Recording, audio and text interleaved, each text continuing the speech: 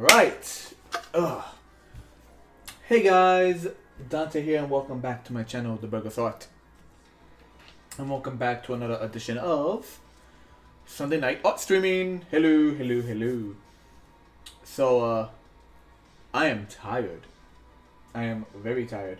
So, for reasons on that note and for general news, today marks the last day for New York Comic Con, the first New York Comic Con we've had since the pandemic actually hit. I didn't go today.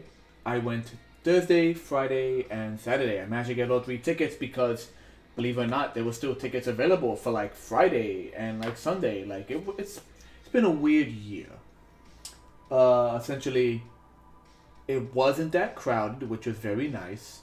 But there was also a lot of big names that just didn't show up. You know, like there was no Hasbro booth, there was no Rooster Teeth, which I'm sure, you know, they're having their own issues in companies, so that's another reason.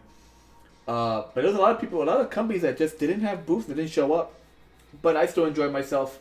But I am so tired, and my calves, yes, not just my legs, but my calf, the calf of my leg specifically, is actually very, very sore from just walking around. But a lot of cool things came from it. I will be uploading all the photos I took of various cosplayers on Instagram and on Twitter. I will also be doing a short video of, not really like, oh, the highlights of con, but more like my time at con. Just like me stumbling around, looking for certain things. I managed to get a really cool autograph while I was there at the literal final hour. It was there. I waited almost 2.5 to 3 hours online for this autograph. Kind of nothing else planned for that evening, but it still shouldn't have taken that long because dear God, it took a long time. That line was moving very slow.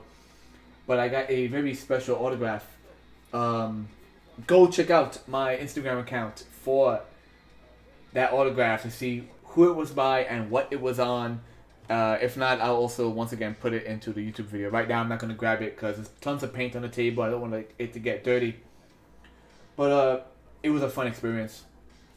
I also bought, just for the heck of it, extra dice for my D&D bag. The bad thing about D&D is that when you're not playing it, you are collecting for it because I like shiny things and like pretty things. So like I haven't played D&D in a very long time, but I still collect various dice of various colors. These pinkish ones with a really nicely done red text. From a blind bag. I paid some money for a blind bag. I said, why not? Go crazy. So I got these from a blind bag. I got little tiny ones. From another blind bag, which I actually kind of wanted. I wanted little tiny ones just because they're so cute. Look at that. Little blue tiny ones. And in the blind bag, in which I got the other dice, the ones that just showed you, the pale ones, I also got, if I can find it, it's really dense, so it might have sank to the bottom of the bag. Where are you, boy? Oh, I bought these. They're like translucent with some green flake on the inside, kind of like mystical nature. I love this. It's very nice. I don't know how well that color comes off. There you go. Hold on, give me a second. Freaking YouTube. I don't know if you can see that. Anyway, yeah. Mystical nature. And somewhere in this bag, I got a really cool bronze metal percentage die. It's like it's not an actual D100, but it does, 10, 20, 30, etc. But like it's bronze and metal, or like copper and metal. It's really dense. That was kind of cool. I bought a bunch of other things too that weren't just regular, random blind box stuff too. We'll show that later. But let's get into the artwork. Let's get into the artwork for today. So, what are we doing? For those of you who have been tuning in, I've been doing these monster pins, these nice big monster pins. So these guys still need to be hit with some dry brush to pop out the lighter colors. I'm having issues because I want these to be pins and magnets, so I used Gorilla Crazy Glue or Super Glue, Gorilla Super Glue on these raw earth magnets, and it's just not working.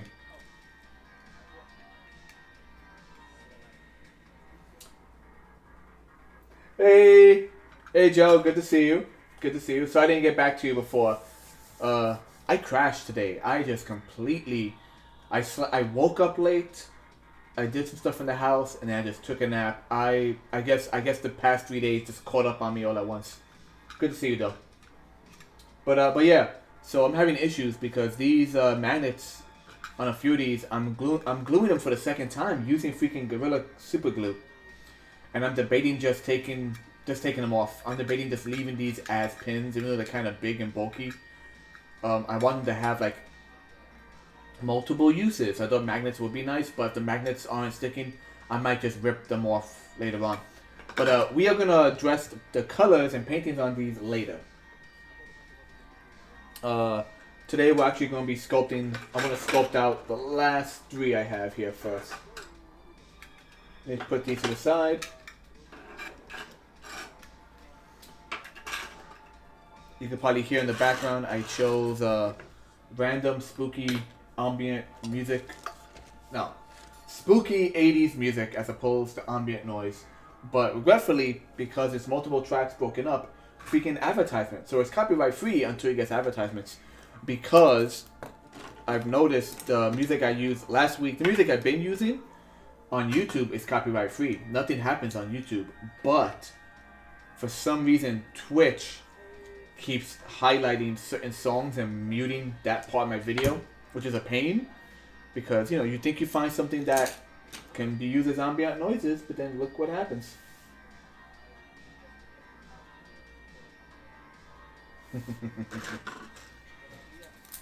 Yes, Mr. Tesserman. Yes. Alright, so what we got here for sculpting? We're gonna do a fly. We're gonna do an exaggerated skull. Maybe with some like wormy stuff coming in and out of the eyes and everything. Not too sure. I'm thinking about that. Then we're gonna do a kind of ring girl. So I've already preempted some crazy glue and some random foam pieces to give us a lift. And I'm just going to go ahead and start doing it.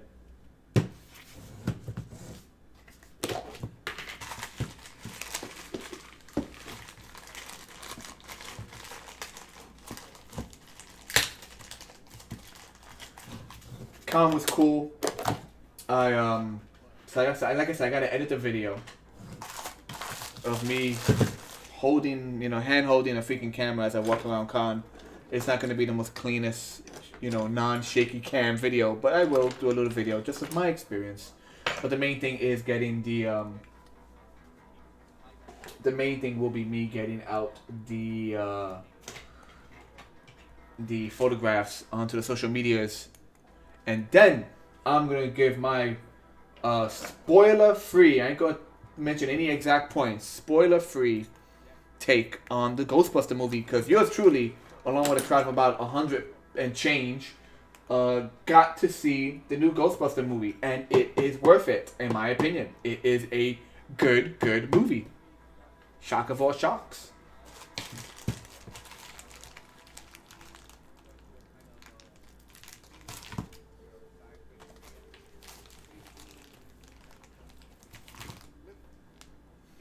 I want to give the movie, just as a general, as a general score, I want to say 9 out of 10, because it is, in my opinion, perhaps the best they could have done without it being really cheesy and it's not all nostalgia. Like, do you remember this? Do you remember that?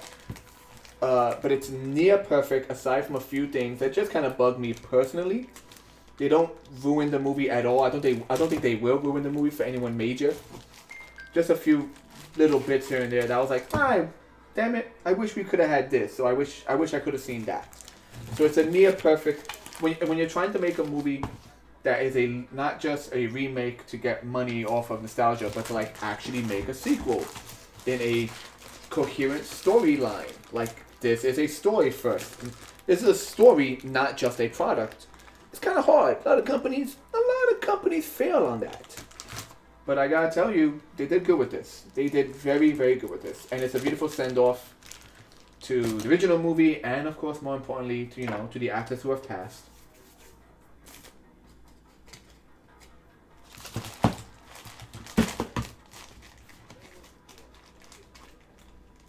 Okay, I'm just taking a little, just once again trying to assemble my my material here.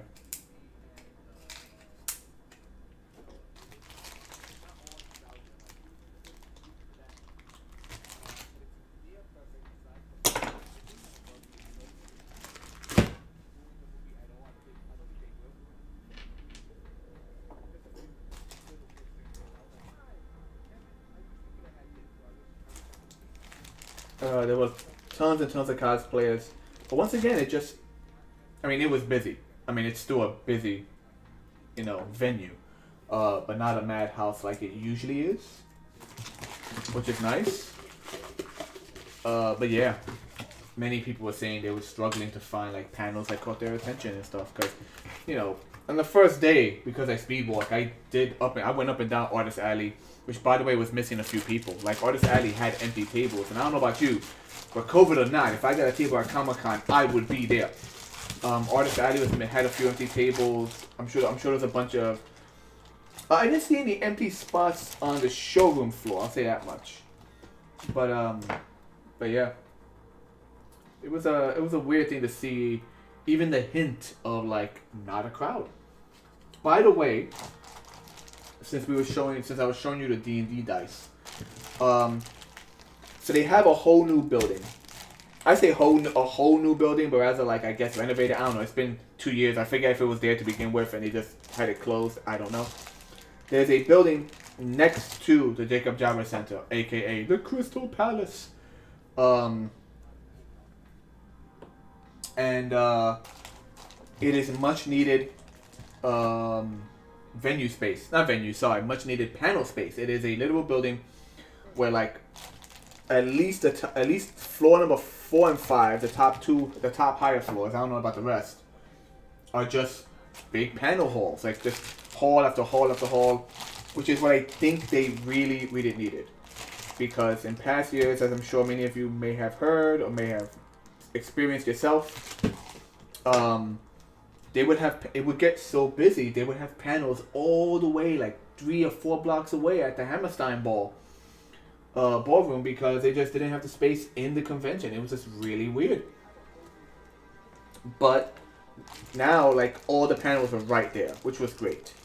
That is in fact where I saw the Ghostbuster Afterlife movie. It was in that new building that's right next to it. You still have to kind of like leave the expo center. It's essentially on the side of the building where Artist Alley used to be many years ago.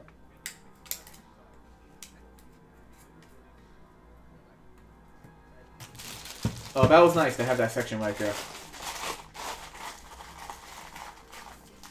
And once again, the reason I'm telling you the story is because the Comic-Con website is never the greatest. It never is. You can't. There's no like general search. You have to search like within a category, like panels or Artist Alley. There's no like this search engine to search by a word. I don't know why there is no this basic link for that. At least not that I could find. And I had no idea that they had a whole section for tabletop. Like, there was a literal section where it was just a room of empty round tables. And there were people in there playing tabletop. And I'm like, why isn't this a big thing? You have an entire floor section dedicated in the expo center to video games. There's tables upon tables of people playing video games. Right? Why don't you have a whole section for, like, tabletop stuff as well?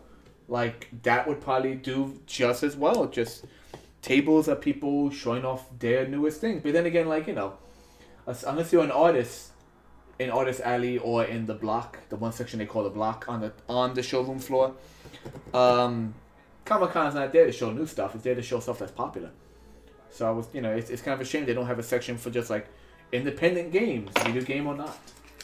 But yeah, they had a whole section there. Would have never known about it if I hadn't just happened to be going to the Ghostbuster panel and looked up and said, "Hey, look, there's a sign here talking about tabletop." That wasn't on the website. And if you went on the website and typed into the panels or events section, tabletop, Dungeons and Dragons, or I think even board games, there was no, the search engine wouldn't show you anything. It's a shame. I say that as someone who, of course, is designing card games. So there you go.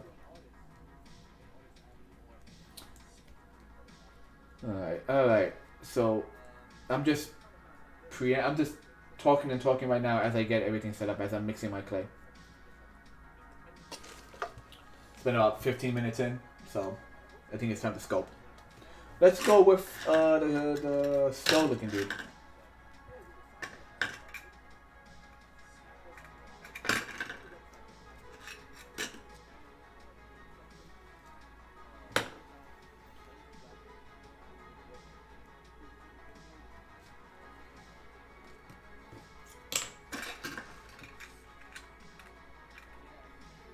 I think I'm going to remove some of this. Yeah, let's flatten it out a bit.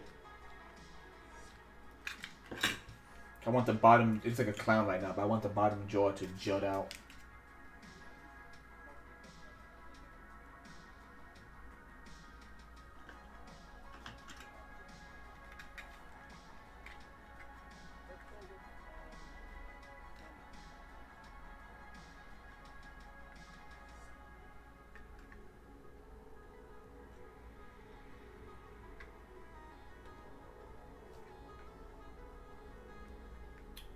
So two things have not occurred yet in this household. One is I have not been doing as you can tell, I'm not doing the Inktober challenge. I'm just swarmed with friends' birthdays, family's birthdays, the convention, trying to get these guys, these freaking sculptures out. And secondly, I have not decorated yet. My house is a mess, so I can't even decorate, because if I decorate, you can't even tell I'm decorating, because I have so much junk in the house anyway.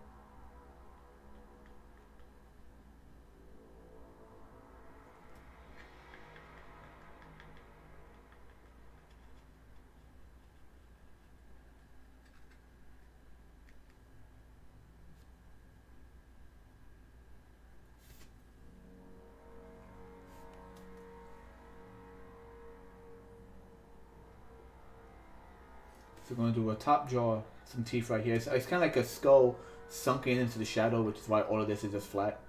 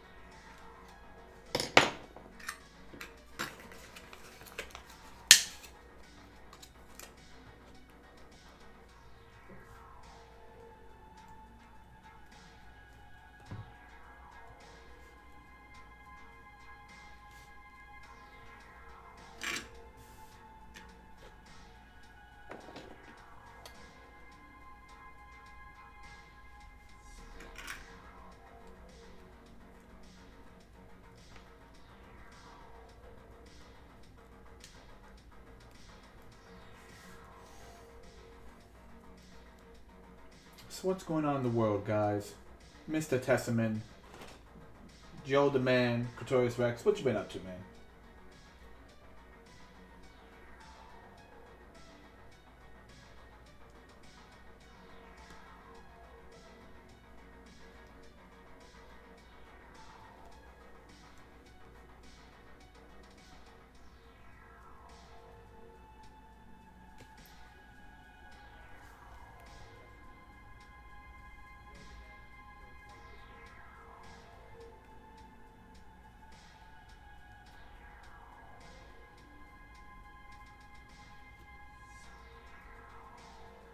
Hey Red, good to see you.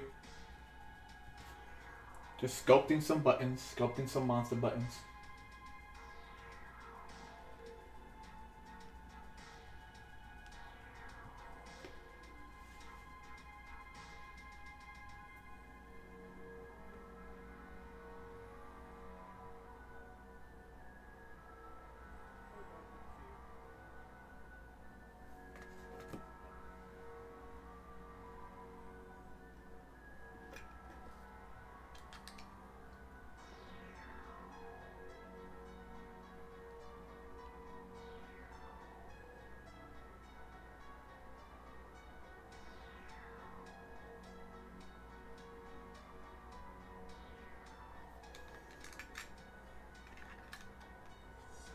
Doing this kind of reminds me, so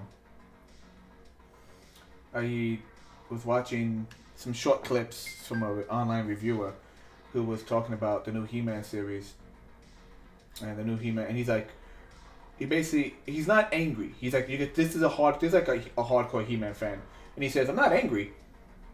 I just don't know why they made it He-Man. You could have just made this his own show. It would have done just fine. And he was showing the clips from like the show because he's reviewing it and talking as he watches it. And I kind of agree with him. It's like they made a new show. It's like He-Man Cyberpunk. It's all cyberpunk. It has a feel kind of like the way they're doing the new Shazam, where like He-Man can now share his power. So everyone gets their own anime style transformation sequence.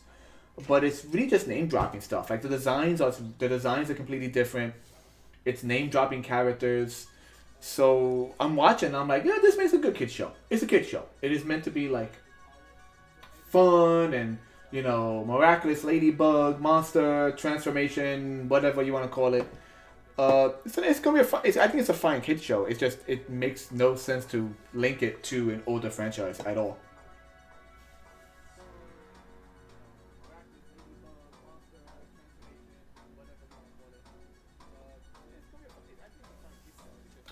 Good to hear, Joe. I actually I was going through some paperwork and I found the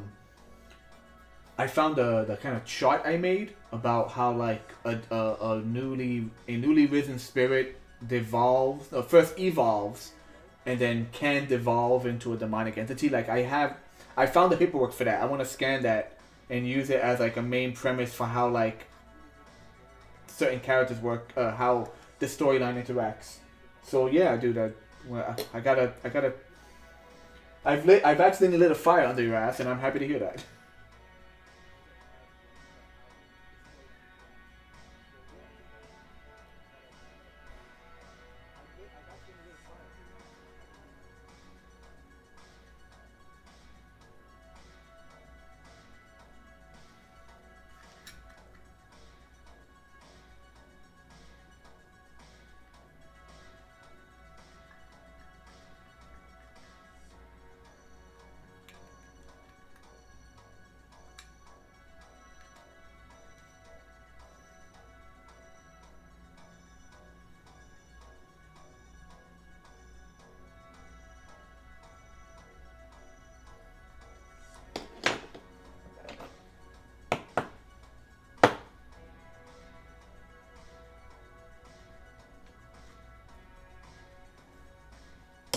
All right, that looks like a nice little skull face. Troublemaker. I'm debating if I should even just leave it like this.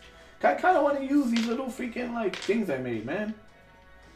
These like little sandworm looking bits.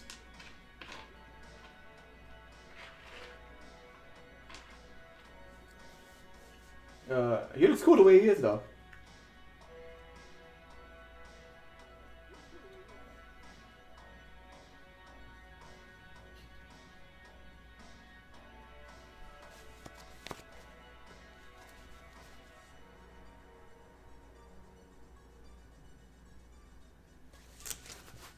Sounds good, dude. Oh. I just pulled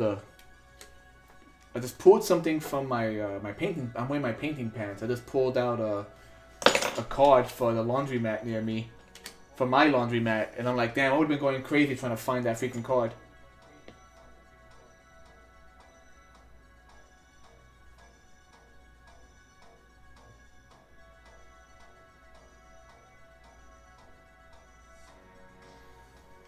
Just sculpting some like scars and cuts in.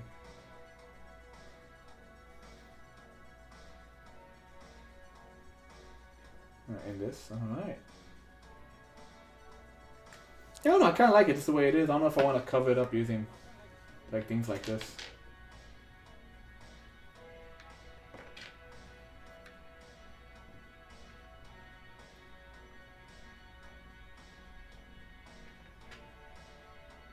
Maybe. Either way, I'll let this dry. Because the issue is I'll have to glue these on. And I'm not feeling too good about the glue so far. As I mentioned earlier.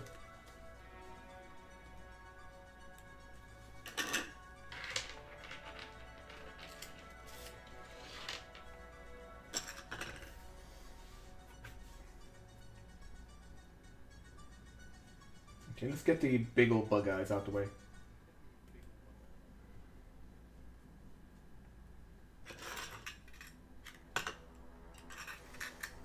Now, Joe, you use the term HorrorCon. Now, which one? Because it's the one I'm doing right now, which is the Brooklyn HorrorCon, which is brand new in itself. There's the yearly convention, and I mean, if they do this HorrorCon again next year, it's right here in New York, Brooklyn HorrorCon, easy to get to for both of us. So it's easy to get to. That's a good thing. But there's always the one we always talk about, which is the New Jersey Chiller Theater. There's always that one as well. We're always talking about that.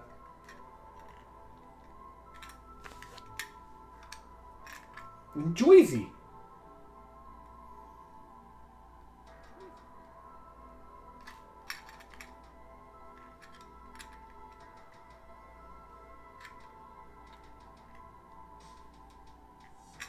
That was another thing. I made up when you're online waiting for an autograph or just to meet someone in general, or even just for a panel, you end up striking conversations.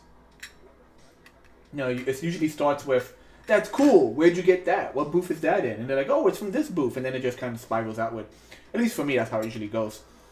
And I was meeting people from all over, and there was one guy who was like from Boston, and I can't do a Boston accent, sorry. And he was like obviously from Boston. Like he was a really nice guy, and he had like the strongest Boston accent I've ever heard in my life.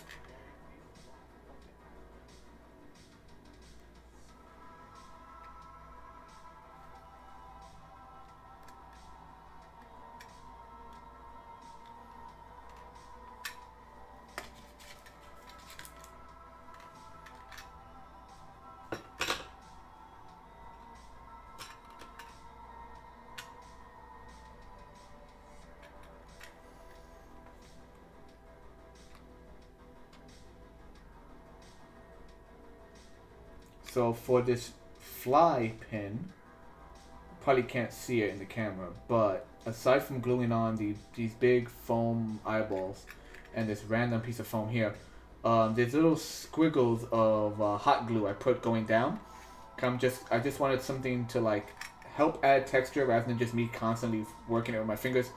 I'm going to do hairs, but these like random streaks of hot glue might also help the clay to cling on to something. When it's too wet, it slides off the metal. Luckily, nothing has slid off yet. Everything with the exception of the freaking magnets on the back, which are glued on magnets, everything is staying on pretty tight.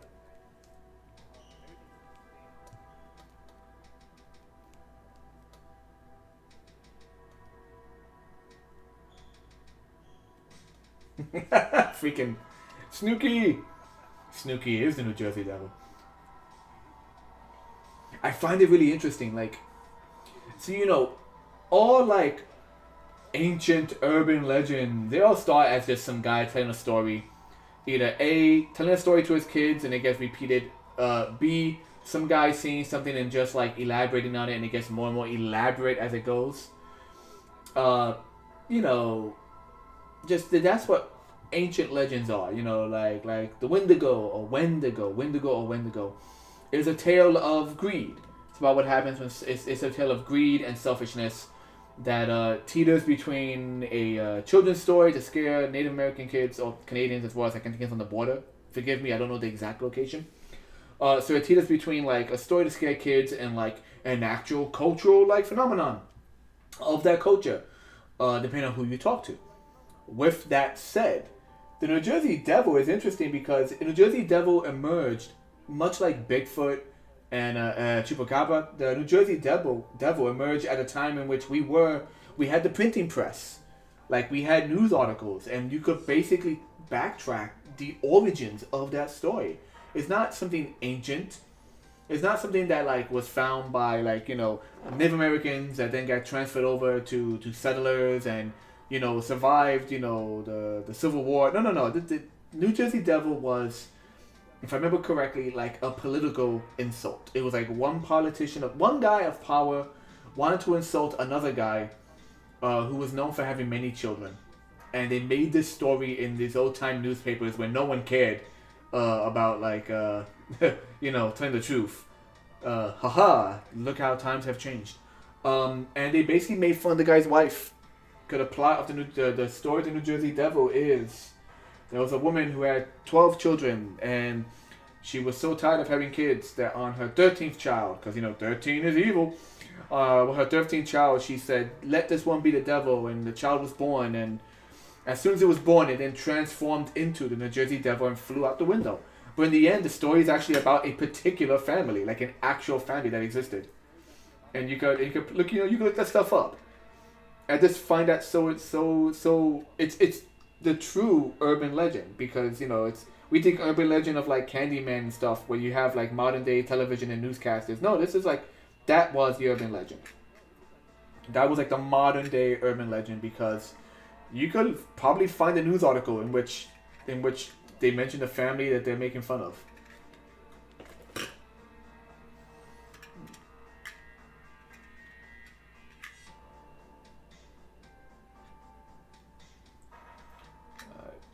Alright, I just want to get a nice thin layer around the eyes and kind of flashing outward by the base. And that way it also like anchors it down.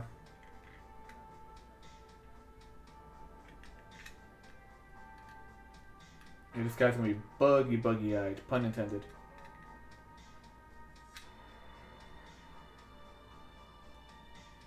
Okay.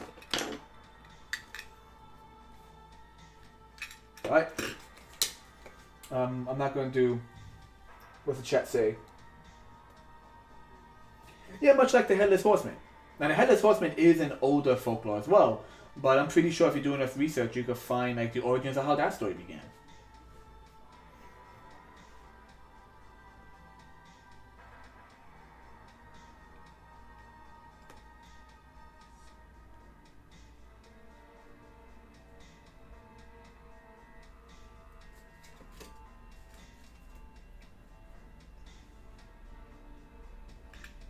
I found a cool video on YouTube regarding Spring-Heeled Jack, which was an old English, an old story from jolly old England. To be more precise, Britain. And Spring-Heeled Jack was like this maniac who attacked women, and he had the ability to like jump over buildings and stuff. And Spring-Heeled Jack was made just at the start of like the Industrial Revolution, so it was like his boots were like the first, like he was like the Batman. His boots, he was a villain at first, but his boots were not contributed, but it was a claim that his boots were like this mechanical device they would use to leap over buildings.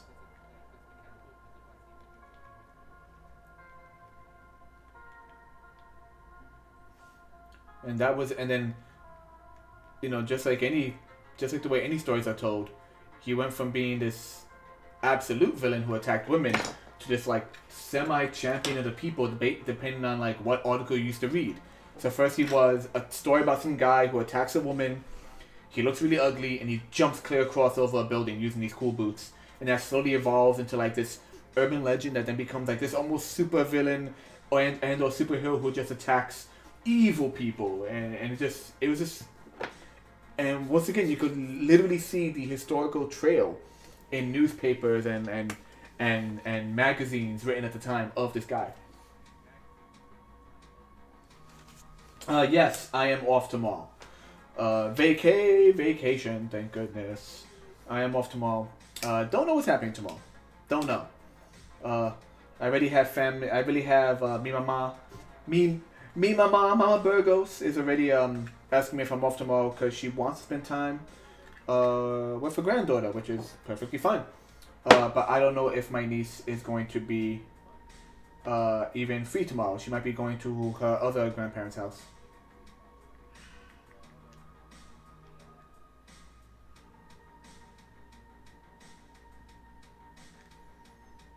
So I'm thinking we do a bunch of like fleshy, squishy stuff all around the eyes, and then hair on top, and then hair coming on the bottom as well, and then this funny nose.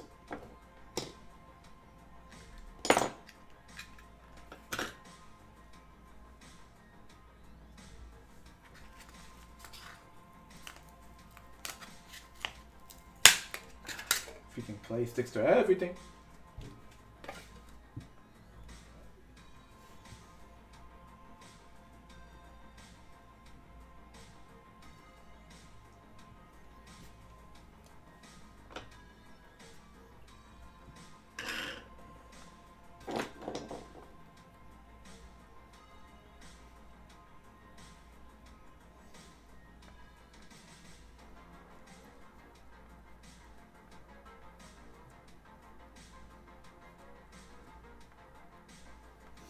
That's what happens, man.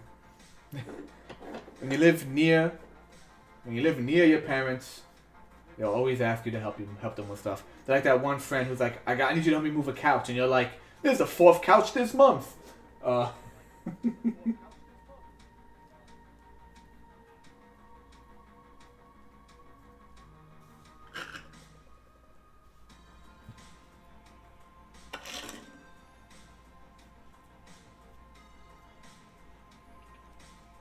Oh, so I have to ask you.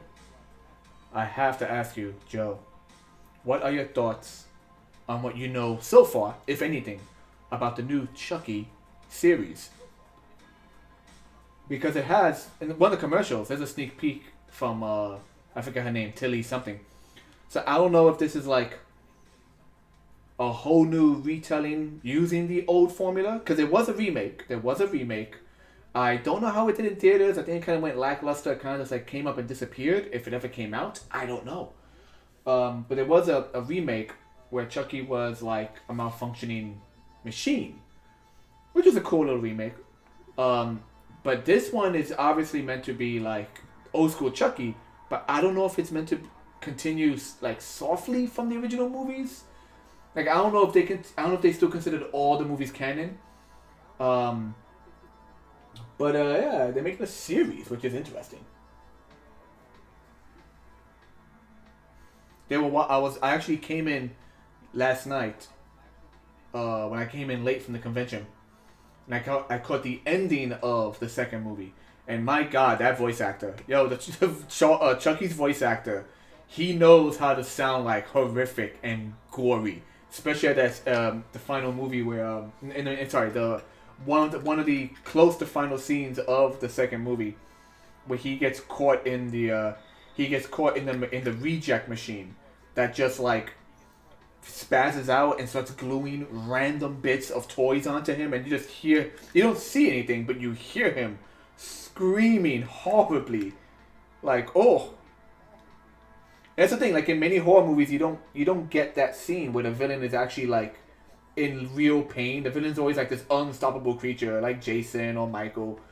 But when you have like this scene of just like him screaming bloody murder, I think that's Chucky's things. Chucky, the fact that the thing about Chucky, despite that he's a freaking possessed doll, he's still the soul of like this crazy serial killer. He's like this horrible, horrible person that curses and swears. You know, he's not Freddy Krueger. Freddy Krueger enjoys what he does.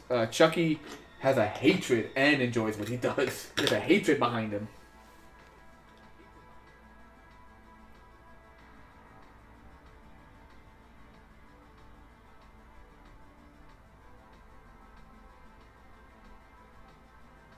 Oh, okay, Cult of Chucky. I forgot about that one.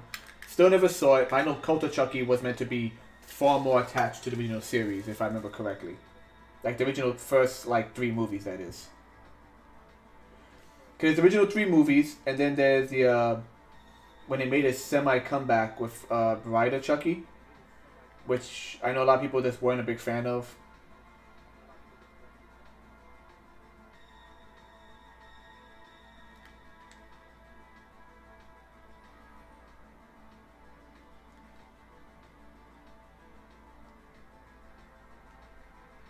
And a real trick is to make sure this little extension from the nose does not look like a pee-pee.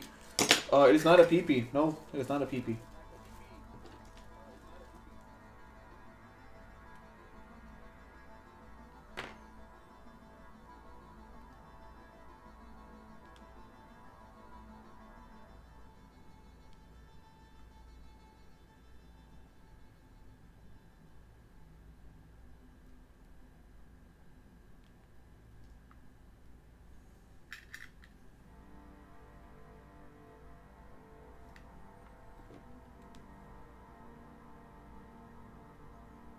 Yeah, no matter what, it's going to look kind of like a pee-pee. Especially when I start adding hair around it.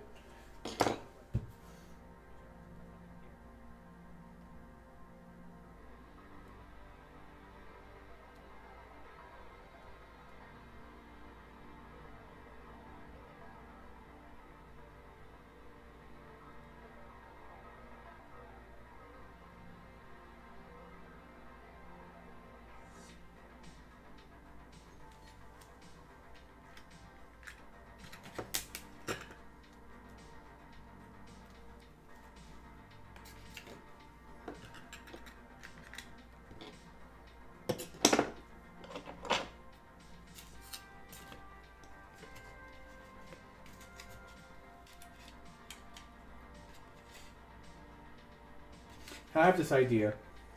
All of these tools I use for the clay, they have like a nice texture on them. So I'm thinking, maybe use them to do like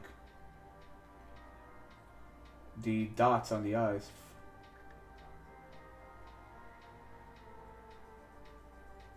I was gonna just like really slowly and meticulously start drawing lines and X's, but I figured if I could just do this, kind of cheat my way around it.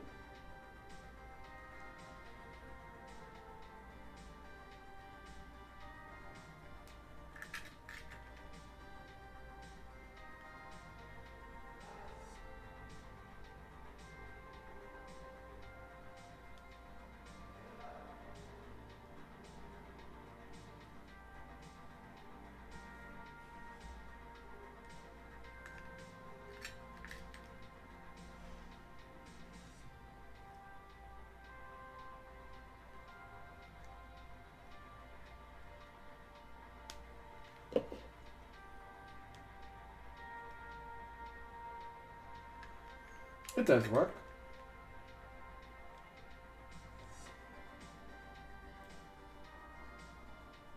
It's just a matter of getting all the angles so everything actually gets covered. But I think it works.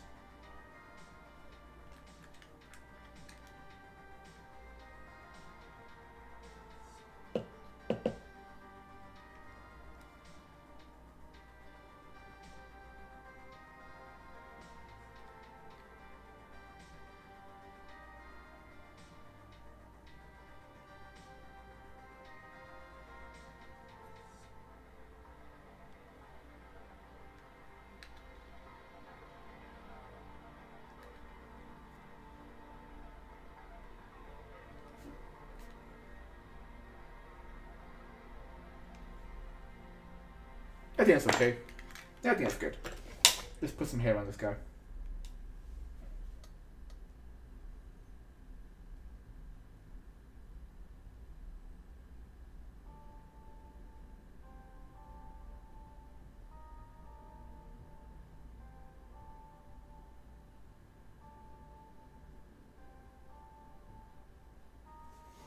Oh, it's always nice to have the original creator involved.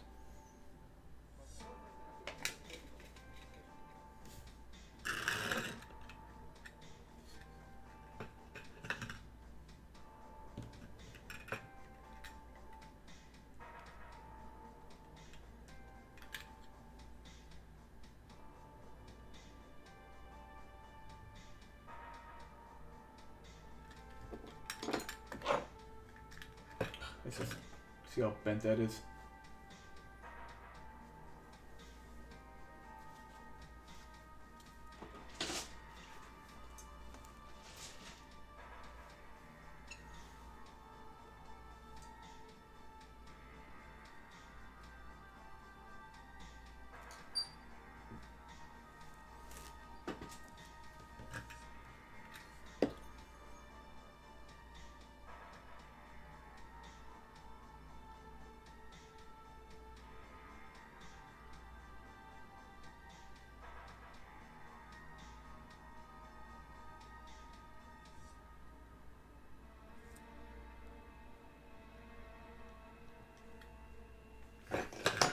Help me! Help me!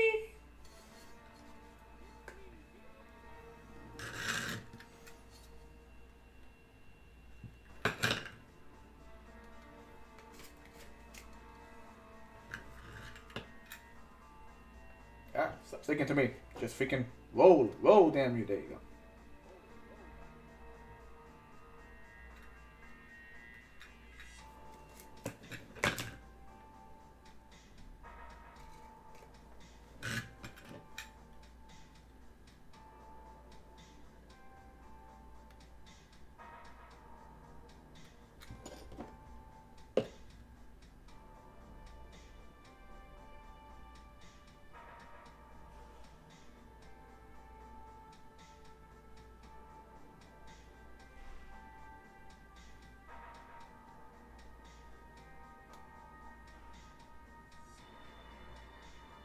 So I went to the, speaking of, original creators working on the projects, I went to the Avatar panel before I went and got my, one of my autographs, Avatar Last Airbender. And that was a fun panel. People were shocked. Like, it's Avatar Last Airbender. And you're going to have the original voice actors there. You need to have a bigger venue than what they chose. And it was big. It was like the second biggest room, I guess. But people were still trying to get in. People got cut off. Like, I was there early because of happenstance, and I managed to get in. Anyway, so at the panel, it's about a podcast they do with several of the voice actors. And if you ever watch Avatar: The Last Airbender, Prince Zuko, maybe Korra, who shows up in Legend of Korra, and all the animals, as in like all the animals, Appa, Momo, the Shnu, I think it's called. It's the creature that looks like it's blind, but it uses its nose to like smell and see where it goes. That man does every voice. Like, you want to talk about a man with range. You have Frank Walker, and you have this individual whose name is right now escaping me. I'm sorry. But he did every animal in that freaking series, and it was fun watching them. And they were discussing how they do a podcast where the actors go episode by episode to watch the series that they themselves participated in but never got a chance to actually watch sometimes. So you have people who are behind the scenes working on it. And they talked about future projects and how they're happy that, Nickelodeon in some way is finally learning, oh yeah, this is our moneymaker. Why aren't we giving it its good due? Why don't we give, the project lead to, the guys who made the project in the first place? So you have, the original directors and writers working on this thing called Studio Avatar, which I think is going to be a series of shorts of some type, or shows that take place in the world of Avatar.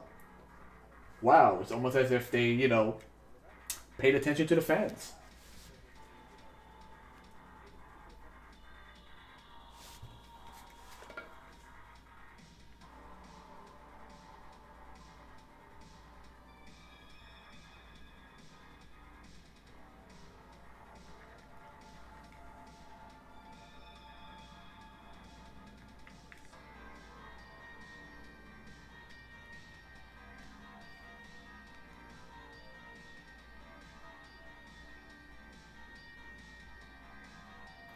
I want to put a little, even though Real Fly just has a little thing that comes out of his face, like a little suction tube, I do want to give him like a chin, some kind of chin. Kind of like, it's a human. It was human once. It was Jeff Goldblum, I swear.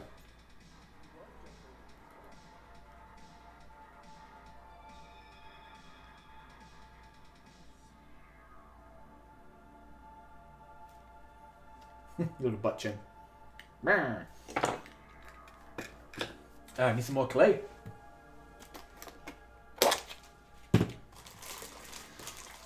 Gentlemen, I want to say thank you for joining me. It's nice to see you guys again in the chat. And thank you to anyone else who may be watching but not commenting, if you're out there.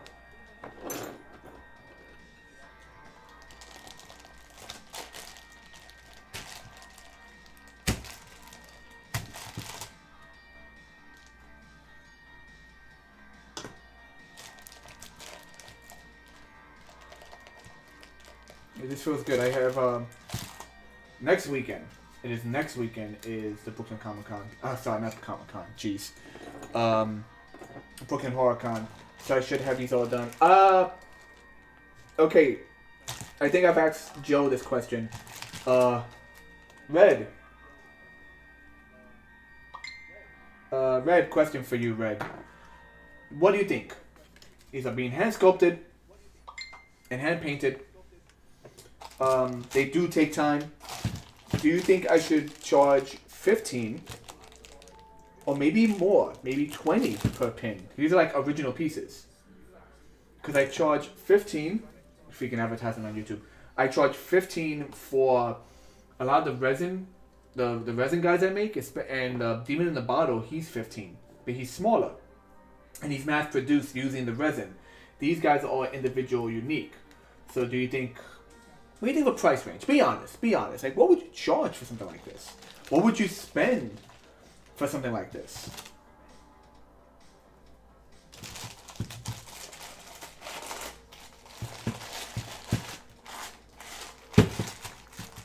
I asked because there was this one woman on the showroom floor, not Artist Alley.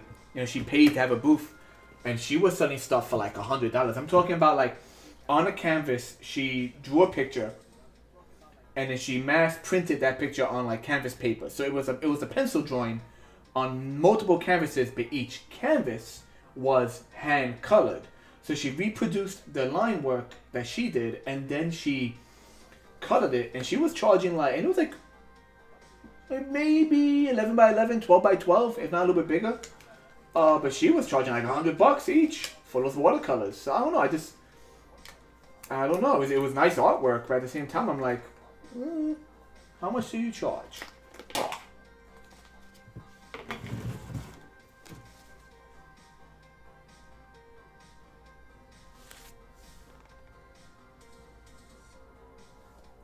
Give me a second, just looking back in the chat right now.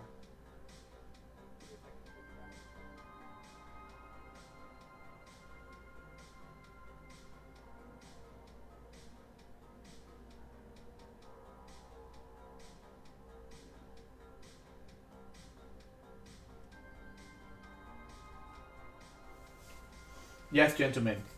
Stream, gentlemen, stream. But then again, Red, you've been on these past few days, which is good to see you.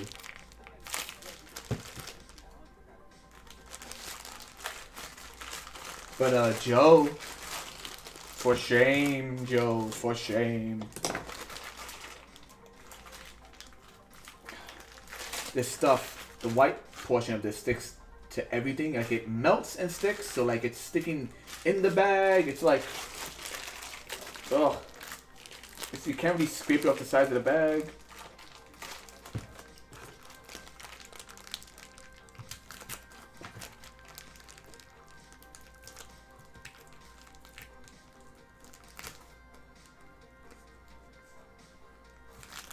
Well, okay, so material is a little tricky.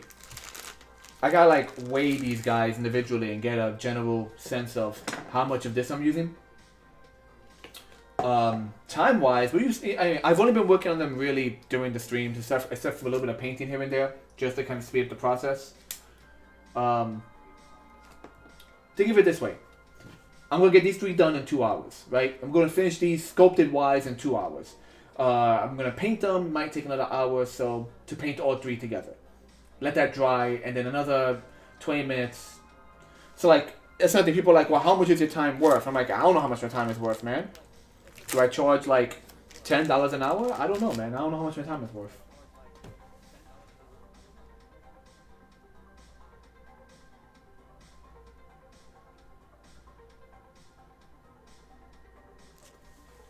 That's true also, like, the girl I mentioned. Like, how much does her sell stuff? Does her sell stuff? My god, freaking dyslexia.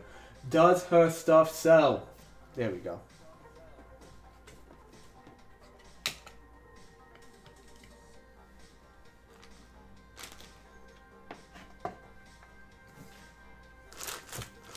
I don't know, man. I think these, out of everything I've done so far, I have this inkling I want to sell these for 20. Like, because I think it's just more effort of what I'm doing right here. I didn't just sculpt one piece and then I'm mass producing it. Like, I'm putting time into this. I think that's what it is. Each one's really completely individual. I think I want to sell these for 20. Are they worth it? Will people buy them? I don't know. That's also another thing with me. It's like, would I spend $20 on this? And you know what? After going through Comic-Con this weekend, I'm kind of on that boat. I'm like, I maybe might spend 20. I might spend $20 on this.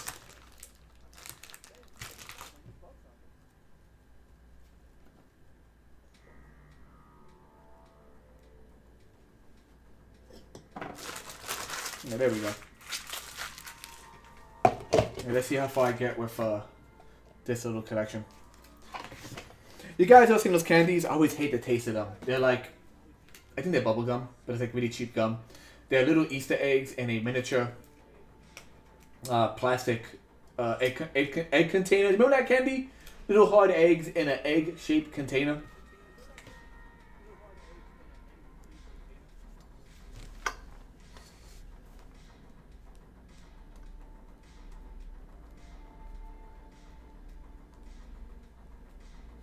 Alright. Mix. Oh, speaking of spending money. Hold on. What's that say?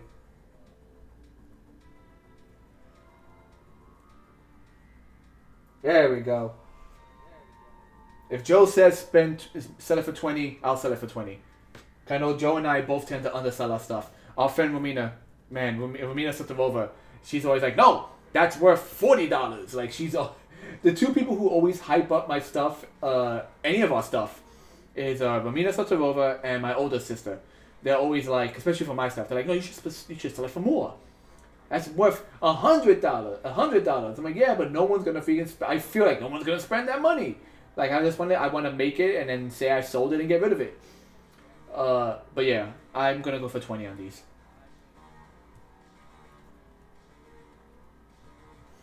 What was I gonna say? Oh yeah, speaking of spending, I bought my last Avatar figurine. For now. I bought Sokka. So in a previous video or even clips online, if you go to YouTube, if you go to my YouTube, you're going to see in one of my shorts. From Diamond Select, I have the Avatar gang. I have Aang from the final season, Katara from I'm looking at it right now. Aang from the final season, Katara from the first season, Toph, who's just Toph, like, throughout most of the series. She doesn't change much until late into the end. Zuko in the final season, and Azula, crazy hair, crazy eye Azula. They have, the Fire Lord, but I just don't like the scope. I'm gonna real talk. Diamond Select. I'm happy that someone finally jumped on these figurines. But Diamond Select figurines are not the best. They're not. They're soft rubber. My Zuko one of his arm joints broke. Luckily, he has more than one arm joint. Like, they're not the best figures. They're good display pieces. But they're hard rubber. You gotta kind of like be really finicky with like getting everything loose before you can actually pose them. What I don't like especially is how they handle new material. And what I mean is, so I have, for example, I bought Toph. She came out, right? And then I get to convention, and they're selling the exact same Toph figurine in the exact same box with like 6 accessories attached to it. So Diamond Select treats their figurines the way Apple treats its phones. Apple 11 comes out, the 11 comes out, don't buy it. Don't buy it. Wait 2 months, they'll do the 11.5. And I noticed that with their figurines, they did that. Like, the Zula figurine is the exact same figurine I have, but the one they had at Comic-Con had like a ton of extra accessories in the box, in the exact same box. It wasn't like a bigger box that they had to make room for. They just didn't do it. So they kind of like make you buy the figurine twice. So out of everyone here, I bought So I bought Sokka. And Sokka is season 1 Sokka in his outfit, but he has the most accessories out of everyone, which kind of makes sense. He doesn't firebend, he doesn't earthbend, he has a boomerang. So he has all these boomerang accessories, which is really cool. But it just kind of got to me. I'm like, damn, if I had waited 2 more months, 3 more months, I could have gotten a Toph figurine that comes with extra rock accessories, 2 extra hands, and the freaking wrestling belt from her first episode. And that kind of bugs me that that Diamond Select does that. I don't buy from them, so I wasn't aware of that.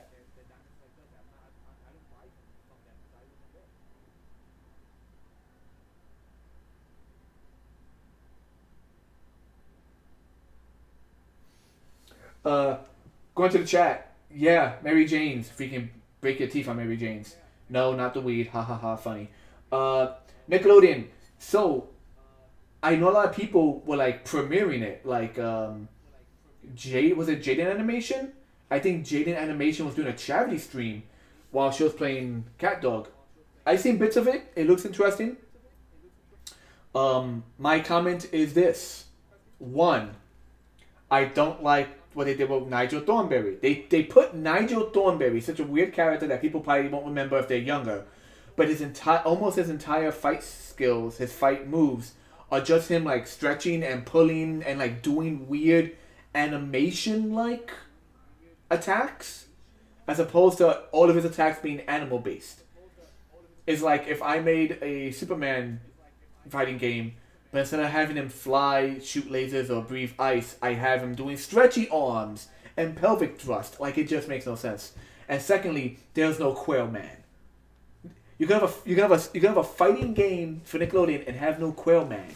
Someone freaking dropped the ball on that.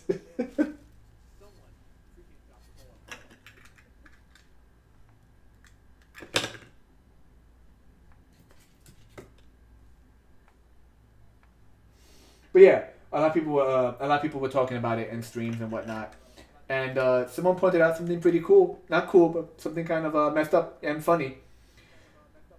Yo, Nickelodeon don't play, Nintendo don't play, man. Nintendo was like, "What's this, Nickelodeon? You're dropping a game which is obviously a knockoff of our game." Boom. Final Smash character premiere. Like they planned that. They were like, oh, what's this, Nickelodeon? You think you're slick? You think people are gonna go crazy for your Nickelodeon characters?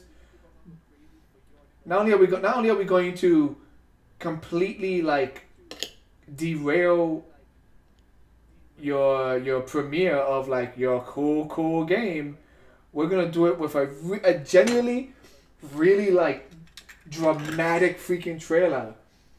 Did you see that, Red? Tell me, Red, please. Did you see the freaking Smash Bros. Trailer? It's like the most ominous thing. It's like, in fact, in the trailer they do a throwback to the ominous nature of when Splatoon was introduced, where she's looking into the flaming circle and it's reflected into her eyes. Like, they do a throwback to that, and it's like really, really dramatic and really like, oh, and it's like a Jesus moment when they introduce the character, man. I don't know if you know which character they put in. I don't want to say it if you haven't seen it. But yeah, it's just kind of funny, man. It's like, wow, you guys are jerks. You didn't give Nickelodeon a chance.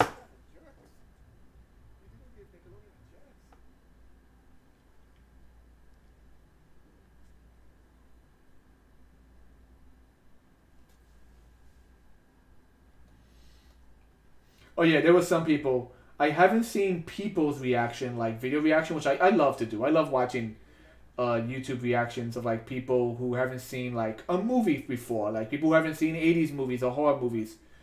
Um, but yeah, man, when I'm sure there were people just losing their mind. And once again, it's done so dramatically, so like over the top, like almost religious in how it's done.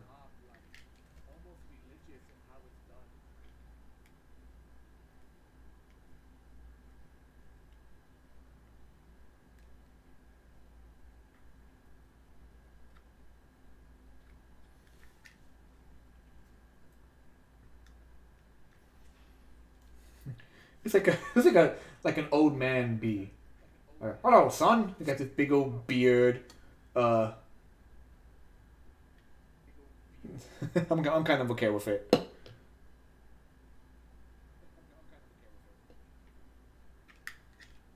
I guess when I painted, I could do some like really gruesome stuff if I wanted to. I mean, the eyes are gonna be all fleshy, and this is gonna be all like hairy stuff. Here's a butt chin. Yeah, this looks like an old man. He's like a muppet with the freaking like mutton chop hair coming down. Not what I intended. Uh, it works though. It works. Well, let's see if I could squeeze in some more of this detail in some bald spots of the eyes.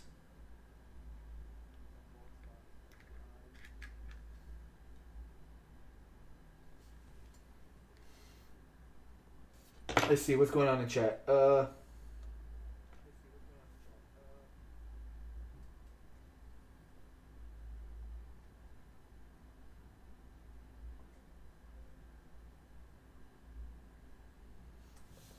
Also, I guess it doesn't lag. I guess it plays better online. That's always good.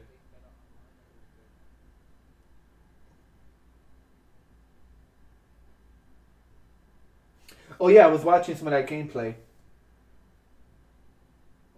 That is cool. You know, someone made a comment offhand on you on where was it? Was it on Instagram? No, it was on Twitter. Someone made an offhanded comment on Twitter, and like it gets kind of exploded because I was like, you know what? They're absolutely right.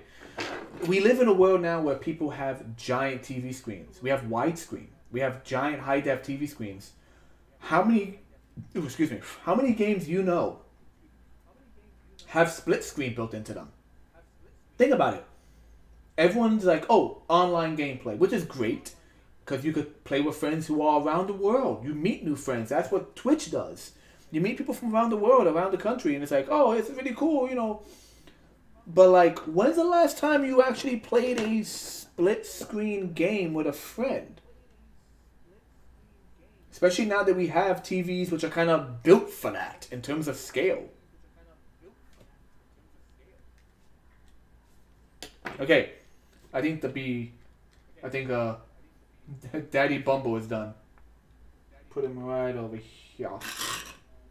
Don't roll over. Just go flat. Just go flat. Boom. Okay, good. I might leave the skull the way it is. I kind of like it. Might just leave the skull the way it is. Let's get this let's get Ringo. Let's get Ringo out the way.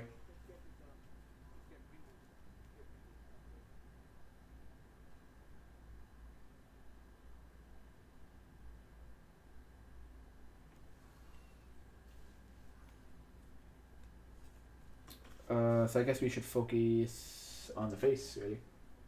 Well, lack thereof. Not gonna be much face detail in this.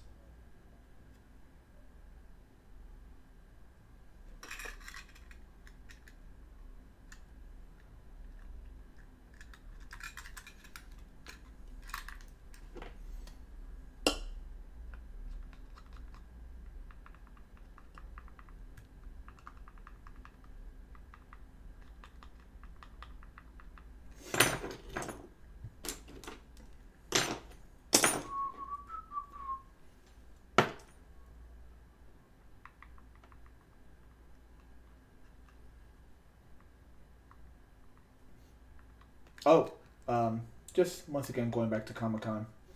I don't know if crud, was it? It wasn't Netflix. I think it was Amazon. I want to say it was Amazon Prime. If you have Amazon Prime, I believe it's Amazon Prime. You could search it. You could double check it if you wish.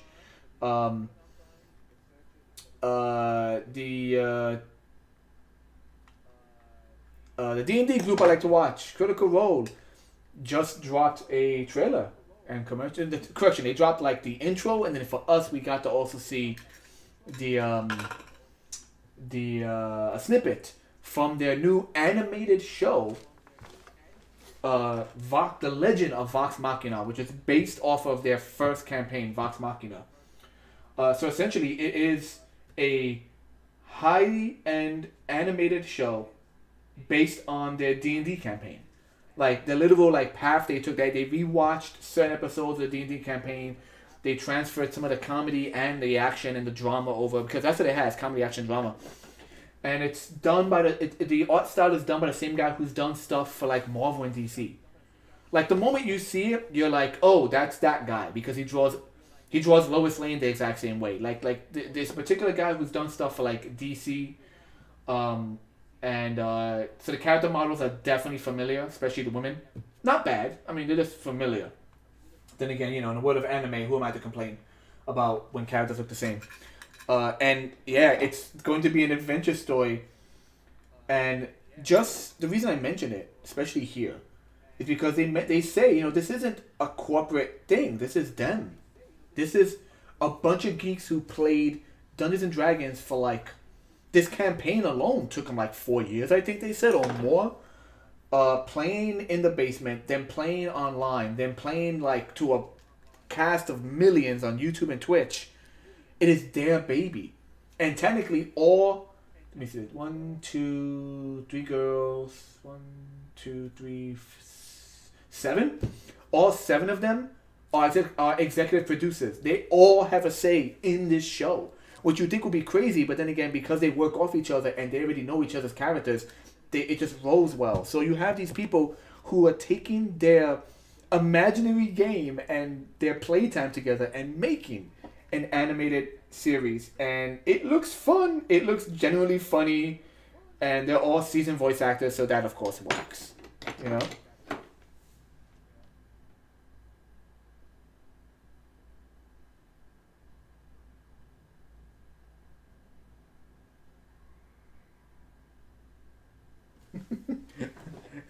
We're in the pandemic. Fuck out of here. Yeah, because sometimes if you're at home with like if you during the pandemic, yes, online play is good, but also during the pandemic, if you're home with family members and you all want to play this one game together, oh sorry, no split screen, no 2-player option here.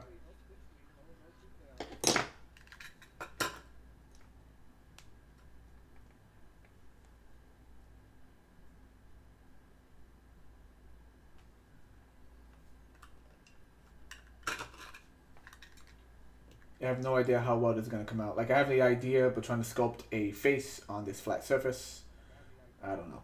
I'm just trying to be bare bones. Doing the mouth and doing the nose, it makes it look more like a freaking doll than it does an actual, like, person? Question mark?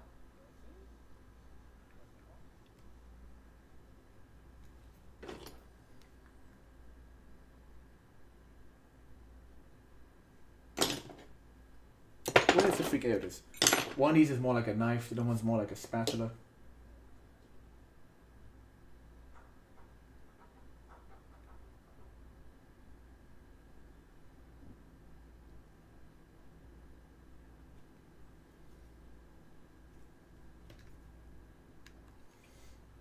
And yes, once again, I will be painting over the googly eye.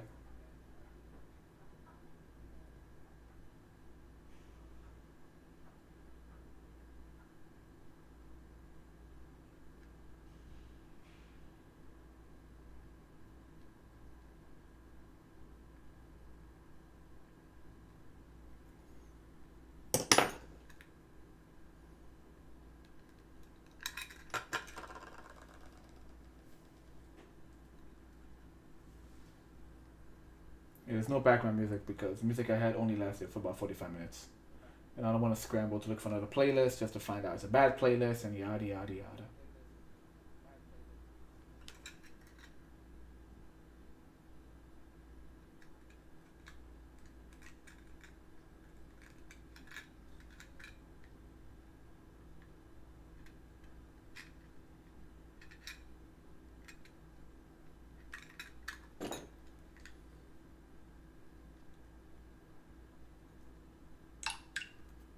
Someone's texting me.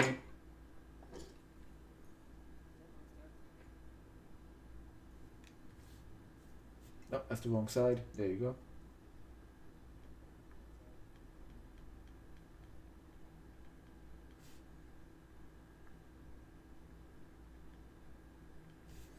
Alright.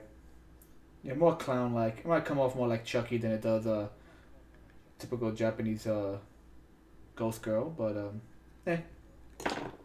we'll see how it goes.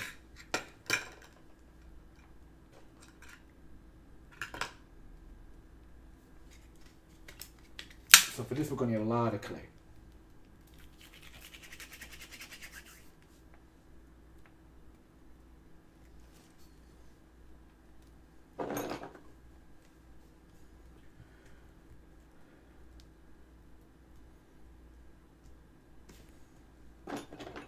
Should have wet my hands more. Everything's stuck now to me. Stuck in the middle again. Sorry, that was horribly off. Damn, that had no tune. Sorry about that. Jesus Christ.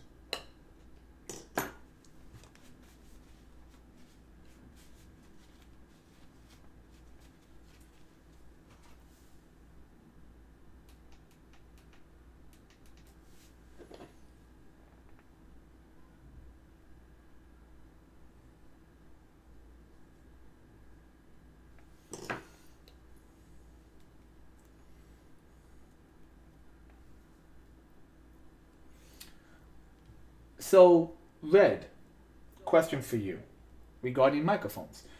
Does your mic, I believe you still use the Yeti? I believe you still use the Yeti. Does your mic have one of those foam covers on it? If so, what is that really for? Do you think it just helps more with the pop? I mean, because I'm not talking directly into the mic anyway. My mic is always like offset, so I don't think I get that pop issue. Or do you think it's good for like filtering out background sounds? Do you think it's better for that? Like, what how do you feel about it if you have it? Because I feel like you do have the foam piece. I could be wrong though.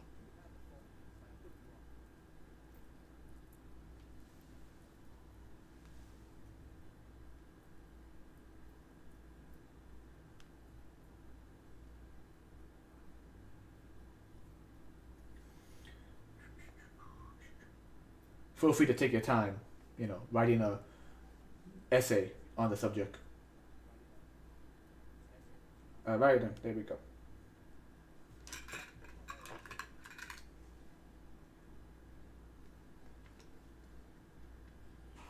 Might need to do a few layers of this hair because there's gonna be a lot of like thickness to it. Or maybe I could pull it off. Maybe I could pull it off just this one piece. Nope, gonna definitely need more. Wrap around the edges. What was that? Did you guys hear that? I think someone has a bird. There's like a squeak noise in the background. Came from outside my apartment.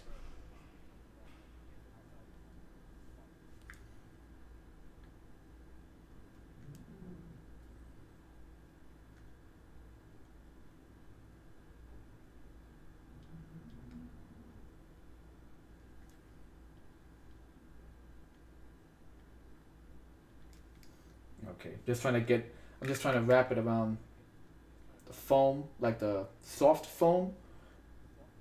That way it doesn't all anchor onto that little foam and the foam just comes off and the whole thing comes off.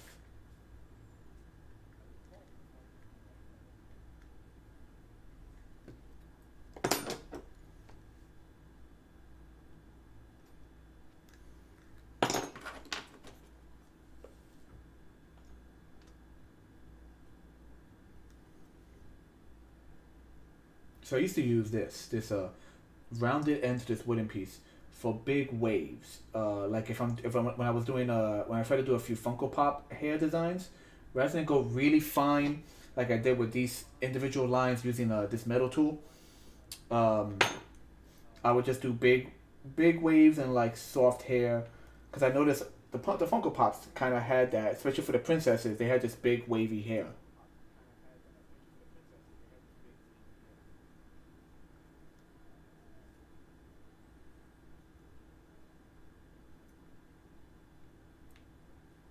I'm definitely gonna do more, make it come down like straight. So I'm gonna add more clay once that dries up a bit more. Once that side dries up. Just gotta give it a moment.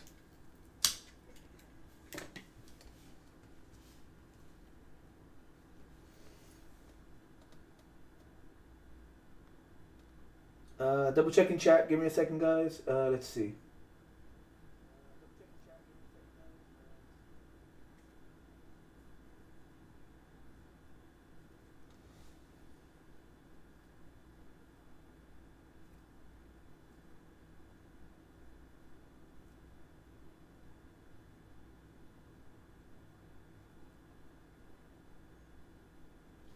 Yeah, I noticed you were sitting back in the corner over there.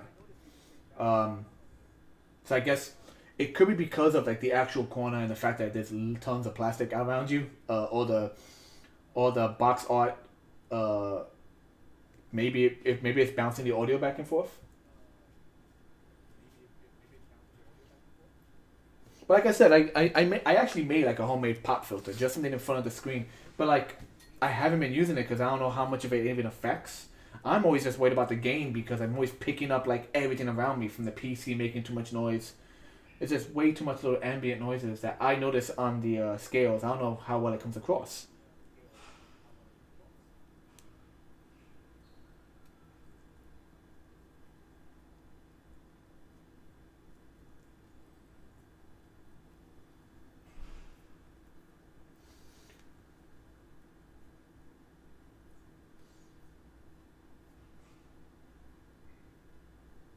Okay then. Yeah, but I guess it's a matter of you know where to sit to make a better stream. You just gotta make that area better. Get a new chair, whatever. I've seen it. I know it's hard for you to move stuff around. I know. I get it. I get it. I mean, you should see you see the cord I have. I have my mic is about 2 feet away from me with a cord stretched from the mic to a table from one room to the next all the way down. It's not even one cord. It's like four different cords attached of USB with A to B, like 6 feet each. So I'm covering like 20 feet or so. So like, I understand it's hard to like set up the area. I get the struggle. Good news is because of the shelving I have installed here and here for all my artwork. Once again, big shout out to Romina. I'm hanging my phone from a clamp that attaches perfectly to that shelving. So it's like I now have like actual above stuff to attach clamps to, which is good.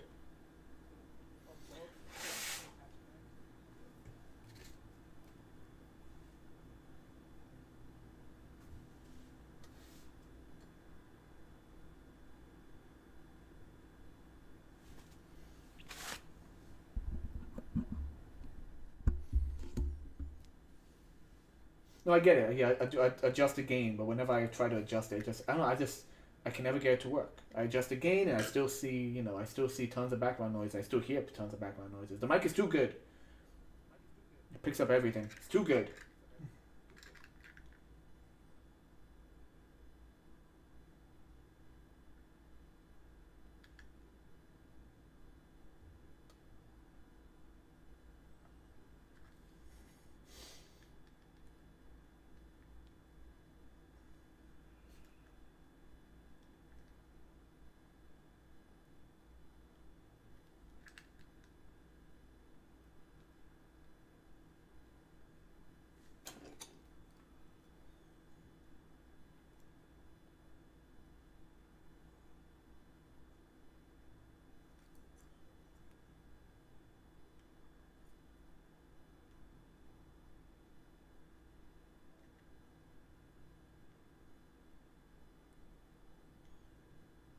Okay, so I'm gonna have to ask you because I have not seen it I do not have. I think it's Netflix. I gotta double check where it's from. Squid Game. Tell me about Squid Game. One of you guys. I'm sure. I'm assuming. I'm going to assume that Red knows more about Squid Game than you do, Joe. Because I think he has maybe the streaming service for it. I don't have the streaming service. What is going on with Squid Game? It is everywhere. Everyone's talking about it. Everyone's doing fan art. What's going on with that show?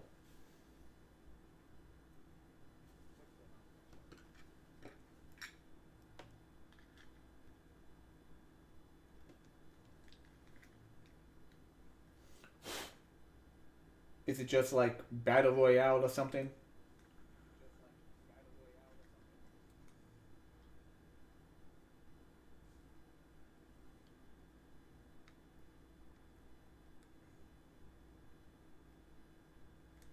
There we go.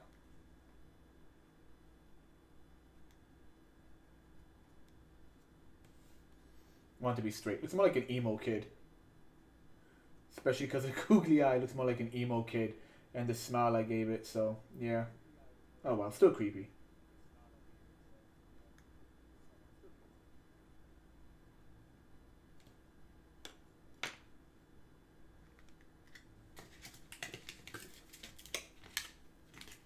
I think I got more than I need, but I just use it up. Why not?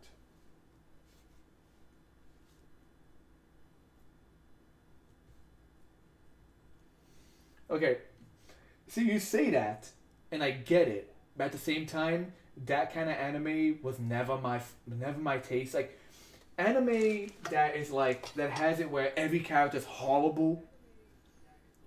You know the ones I'm talking about. There's some animes and some OVAs where just everyone's horrible, everyone's a monster.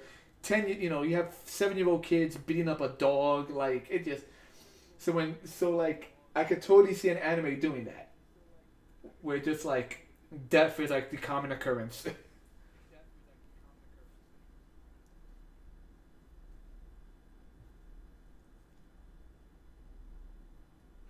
Okay, see that's interesting though. Like if if the characters know it's a deadly game and they're doing it in order to win, you already set the stage for the. It's not being forced upon people. Not everyone's evil. They're choosing this path. That does for me change the narrative. So I'm a little easier on stuff like that.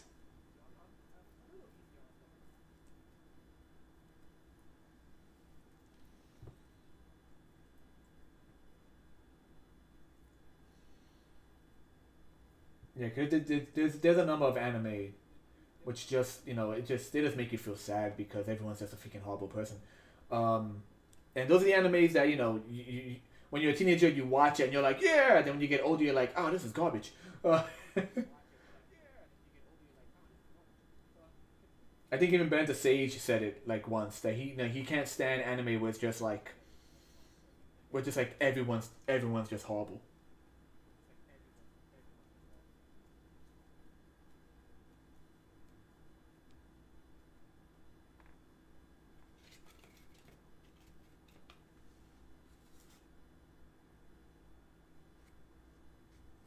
So is it a Japanese show or is it Korean?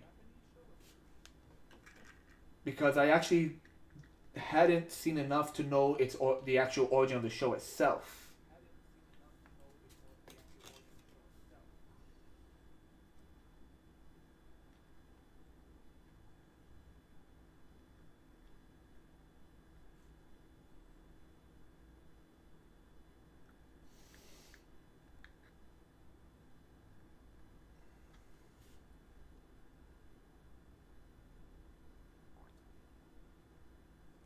Let me see. The characters in Squid Game are mostly decent people. Okay.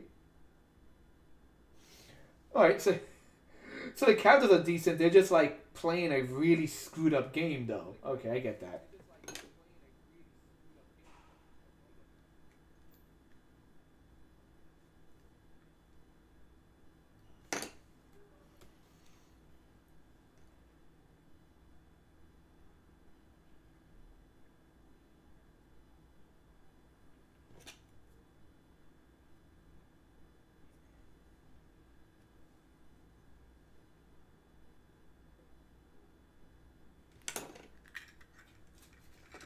Okay, we're reaching, I think, the final stretch for these guys. Ah, South Korean. Okay. There was a funny tweet online, and it was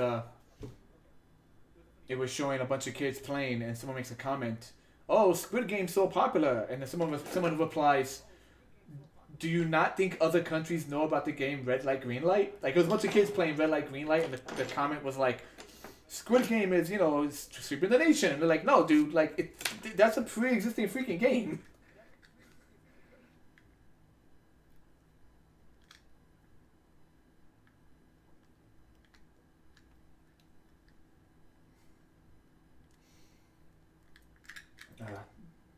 I love it. I love the stupidity, and I hate the stupidity of like just really obviously cheap newscasting. Like newscasters that don't do their research, people who just assume that things exist, because of it just the idiocy about it. That was like people were making fun of him because of it. They were like, "Dude, it's called Red Light Green Light. The game has existed for many a year."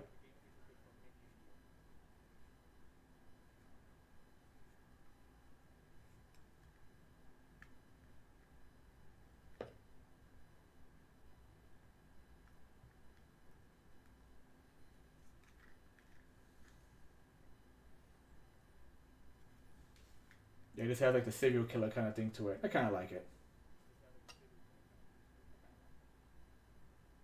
Once again, not what I was aiming for, but I like it. Let's really create that split. Ah, no, don't get stuck to me. Don't get stuck to me, man. Come on.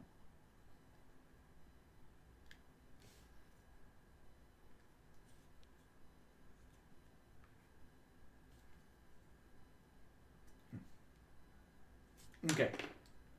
Okay. A lot of overlap on the clay here, which is what I wanted, but it's kind of getting in the way now. I need to put you somewhere. I need to put you on something. You know what? No, just leave you nice and flat. Careful. My stick. Ooh, it's got a burp. Sorry about that. Ooh. My stick a little to the table, but it will survive.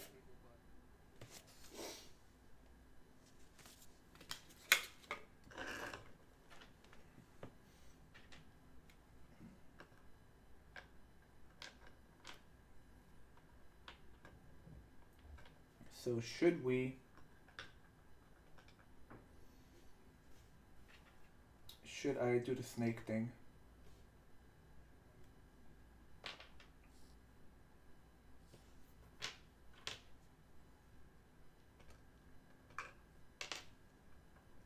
You know what? Let's go for it. Let's go for it!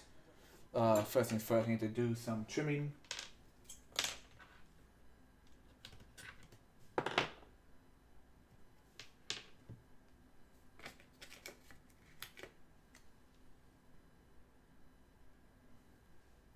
Ugh. I got something in my clay that shouldn't be there.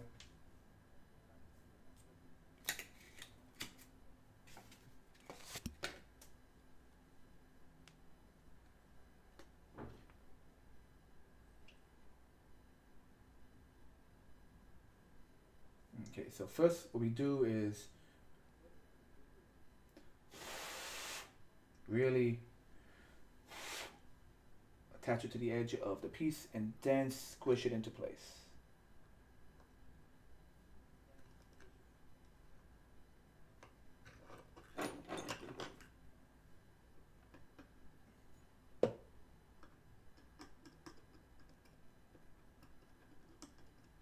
There we go. Which one should I use? I think this one might be best. Yeah.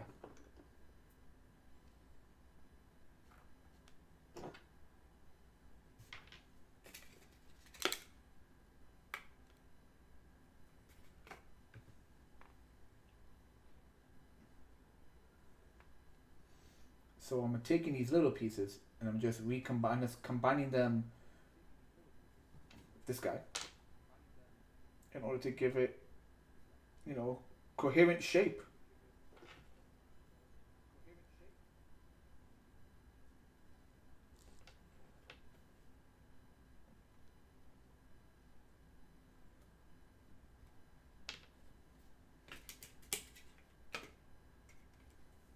Should I do one from the nose out like that? Nah, that's too much. Too much. Save this guy for something else.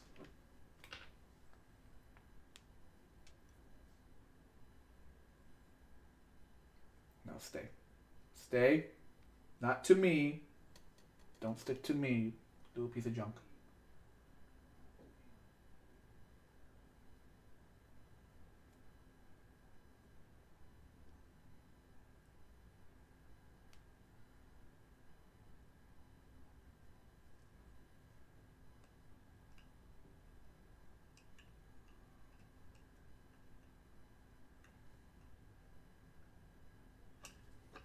There you go.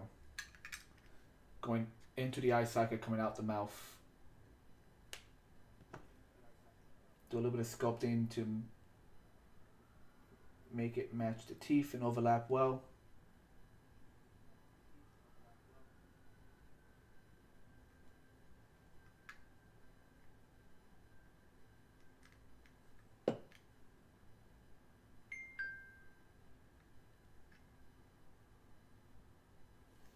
There you go.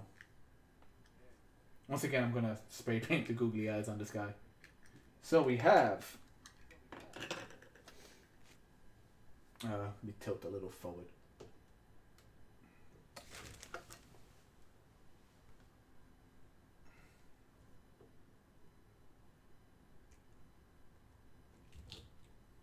Is that better? It looks like it might be better. Okay. So we have the skull with this like bug-like creature that's pouring out of it.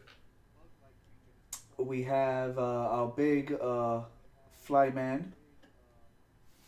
We have this creepy child-like character here as well, which I like. I have no idea how I'm going to spray paint this. How I'm going to color this. I could just go, once again, kind of go like the ring, black hair, eyes, but the mouth is definitely not the ring. Like I didn't do features. I just did the eye, the nose, and the mouth. I didn't do like sculpted an actual like face because I just don't. I'm not in the mood to sculpt the entire face on that.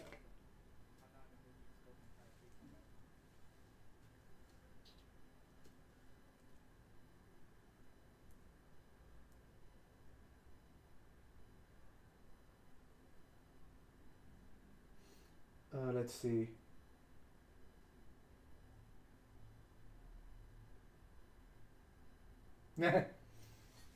Cigar is just a cigar. Alright, so almost 10 o'clock. Good, see? So with with a little bit of prep time ahead of time, these three are done within the 2 hours. So let's say each of these takes me about 40 minutes to do. About. Since this guy was already started up a little bit anyway. 30 to 40 minutes. Right? Let's say 30 minutes each. Let's say really, each of these takes 30 minutes to sculpt. Let's take another 30 minutes to do general painting. So each of these takes about an hour and a half start to finish. So, still got to figure out pricing. Meanwhile, I'm going to take this little extra piece and build up our girl here as we have in the past. You remember this girl, right? Everyone remembers Spider.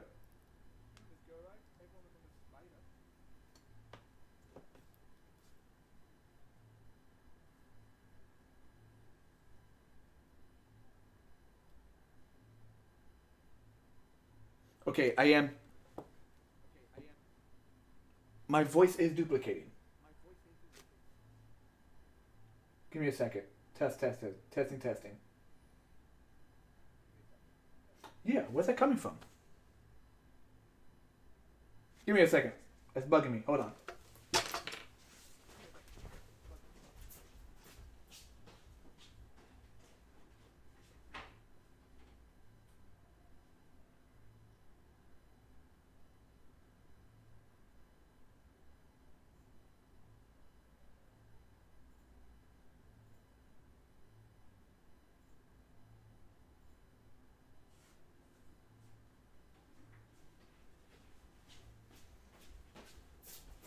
Okay, hopefully that stopped it. I thought I heard my voice duplicating. I just couldn't tell. It was so low.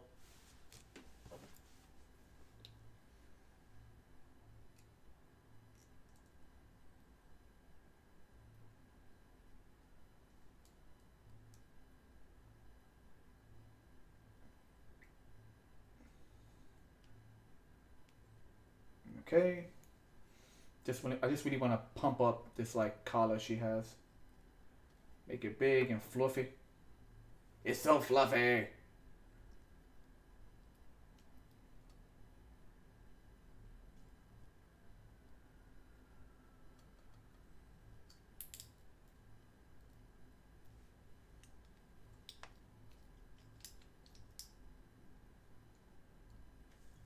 Also gotta make sure it doesn't get in the way of what's already sculpted onto it. That looks a lot better.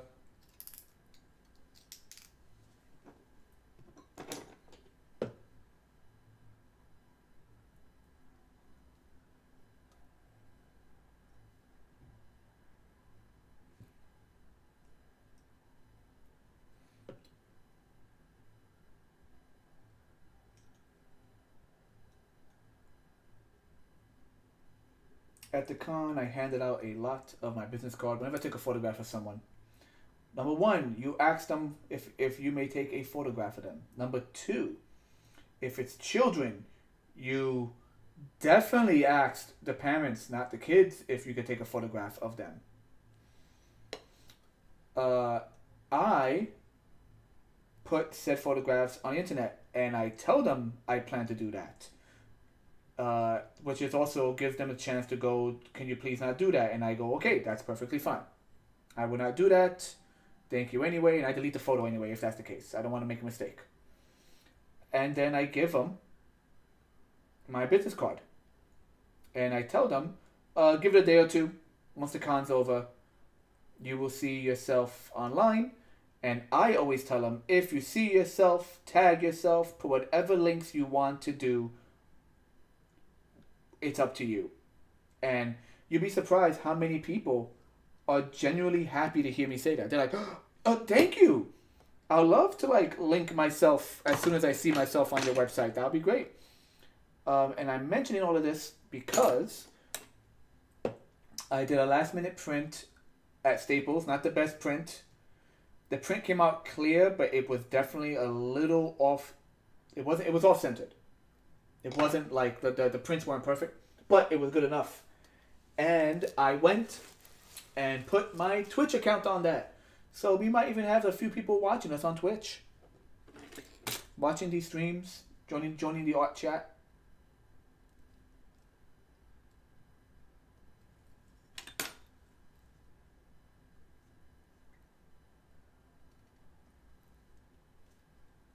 Okay, here's the real trick. How wide can I make this mouth without screwing up the clay I put in? So there's the mouth. Bring it back down. So the mouth can't go all the way up. I'm okay with it being like that. Like, it doesn't need to go all the way up where you don't see her face. I'm actually okay with that. What about there? That's good. Bring it down again. Using that indent as a guide. Do the lines again. Fix the lines.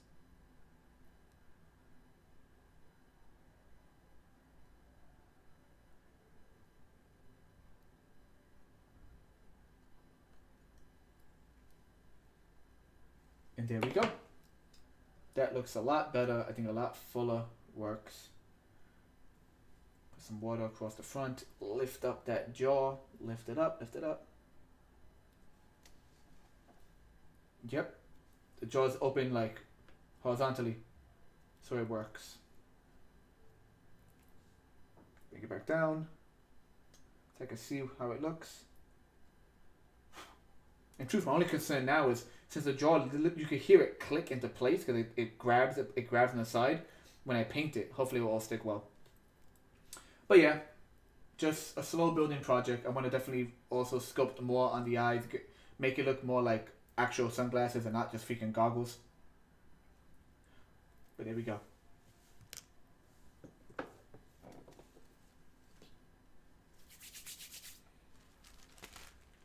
Oh. Yeah, I can't use a tissue to wash your hands with this stuff. Okay, I think, let me see, check the chat one more time.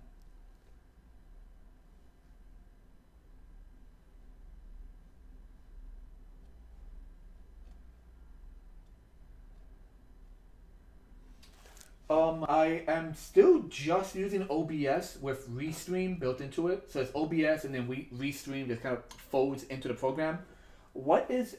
I don't know what SL OBS is. I mean, there's tons. I know there's tons of things people use. There's that one where there's like do you call them apps or extensions? I don't know what you call them, but there's ones where it allows like little animations in the bottom for you to see like who's in the stream on the bottom. I know there's tons and tons of things that Twitch actually suggests you could use, and they have like direct links to them. I just haven't been using them. It's like tons of stuff to let's add and add and add. And yes, high end profile people use all these programs. But no, I am just right now just using OBS, and my video card, which has OBS, has a type of OBS built into it, just did an update, and I have yet to use that because there was no tutorials on how to freaking use that. I'm kind of at the point now where I'm just adding so much stuff, like all the cool things on the right side. Like I put so much effort into making these that like going to a whole new program, even if they pre-make it for yourself, it's just like, okay, starting from scratch. But maybe I should give it a try.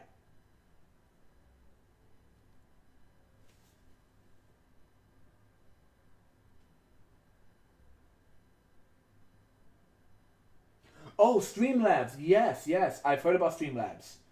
I hear it just has lots of stuff like pre-made backgrounds. I hear it has a lot of things that can help you a lot. Yes, yes. Let me see. Checking the chat. Oh, okay, okay, yes. If Streamlabs translates everything over, then I'm there. I'm there, dude. I just don't have to do all this all over again. Like I am freaking there.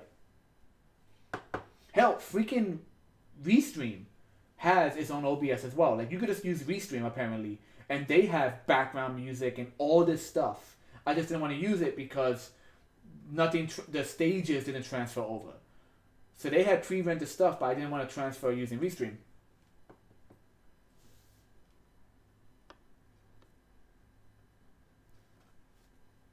I will give it a shot. Thank you very much, Red. I will definitely give it a shot. And yeah, I don't think I have anything else to go over right now. We took the extra and added it to our girl right here.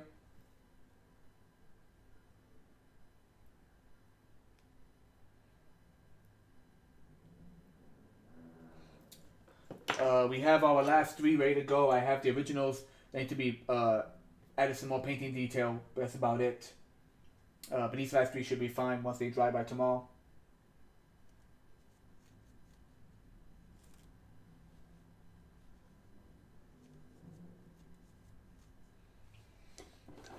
What was I gonna say?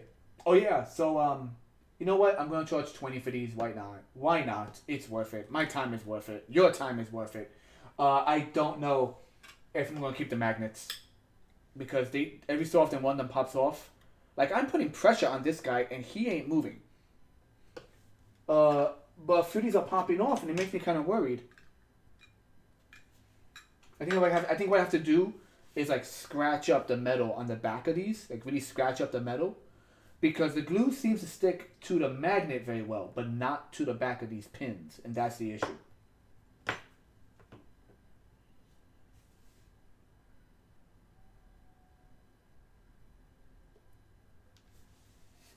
All right, so I think we are done. I think I'm done. Uh, Once again, guys, thank you for joining me in the chat. Red, Joe, you guys are awesome, and thank you for the advice, Red. I gotta take some time and jump into that. I don't know, this October's been weird. I just haven't, like I said, I have not been doing the Inktober challenge. My mind's been everywhere. Thank God I'm off tomorrow. Thank God. I'm assuming some of you are off tomorrow too. If you are, enjoy yourselves.